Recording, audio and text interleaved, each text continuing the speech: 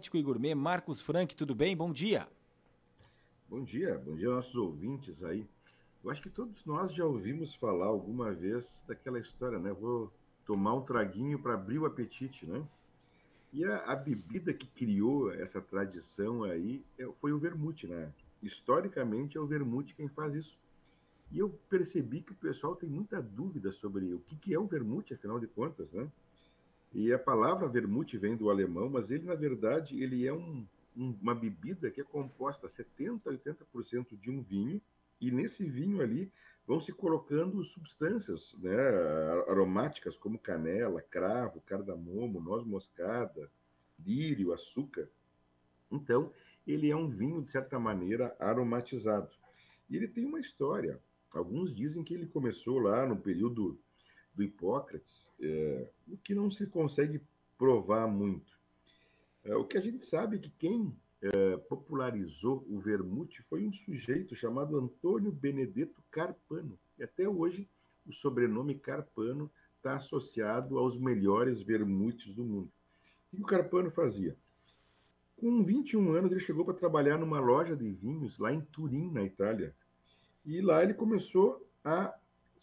Ele criou uma bebida e o Duque, que era quase muito próximo do rei, se apaixonou por aquela bebida e popularizou a bebida. E depois, a partir daquilo lá, essa bebida foi industrializada e se tornou uma tradição, primeiro na Itália e depois no resto da Europa. E começaram a surgir marcas que até hoje são sinônimos de vermute, como Cinzano, por exemplo, é uma marca bem conhecida, ou como Martini, por exemplo.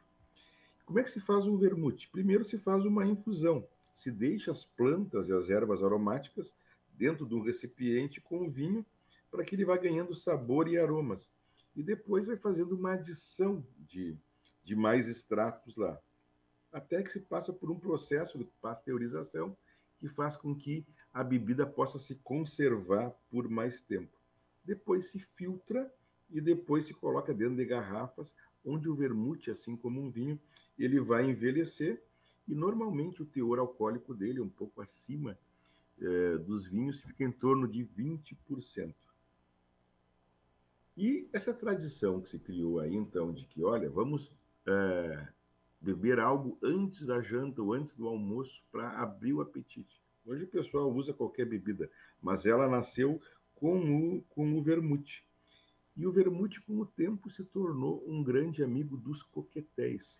Uma série de coquetéis aí são feitos com vermute. E a gente deixou uma receitinha aí para quem quiser fazer, de um dos mais famosos deles, que é o Negroni. E deixamos também que é uma dose de gin, com Campari, com vermute, laranja e gelo. São coisas fáceis de fazer e que podem servir aí, então, para alguém abrir o apetite nesses dias frios aí que nos esperam. E essa história de abrir o apetite é isso mesmo? É mais psicológico? Se tem um conhecimento de quantas pessoas que costumam tomar o vermute, e imagino que seja mais no final de semana, quando a pessoa está mais relaxada, né? A gente até brincava aqui antes no panorama quando falamos do tema que o senhor traria hoje, porque não é vamos dizer assim, um costume de toda a família, né? É algo que de repente alguma pessoa tem ou muitas nem provaram ainda, né, Dr. Frank? Exato. Agora, se a gente começar a reparar, a gente vai ver que os nossos restaurantes, de um tempo para cá, eles começaram a servir drinks, né? Como uma ideia assim, da pessoa chegar no restaurante e antes de ela partir para a refeição principal, ela tomar um drink. Claro que tem pessoas que podem usar o drink para acompanhar a refeição. Então, esse é um costume que está ressurgindo, né, entre a gente, e é um costume antigo. Né? Já teve épocas lá que sempre era servido alguma coisa para. E aí a expressão, né, para abrir o apetite, não tem nada que abra o apetite, né? O que uma bebida dessas faz, na verdade, é dar uma relaxada. Então, os nossos costumes aqui são um pouco diferentes, por exemplo, da Europa ou dos Estados Unidos, onde tem muito frio, e as pessoas saem do trabalho e vão direto para uma janta por volta de 6 da tarde, e aí elas usam um drink abrir o apetite, teoricamente, fazem a janta e vão para casa dormir. Então, são costumes de locais frios, né? E que a gente está vendo aí ressurgir em alguns restaurantes, aí todos os nossos restaurantes aí trabalhando com coquetelaria, né? Fazendo coquetéis para serem consumidos antes da janta. Qual é o teu preferido? Qual é o meu preferido? É, Eu gosto muito de um Campari com um pouquinho de laranja, né, e água tônica.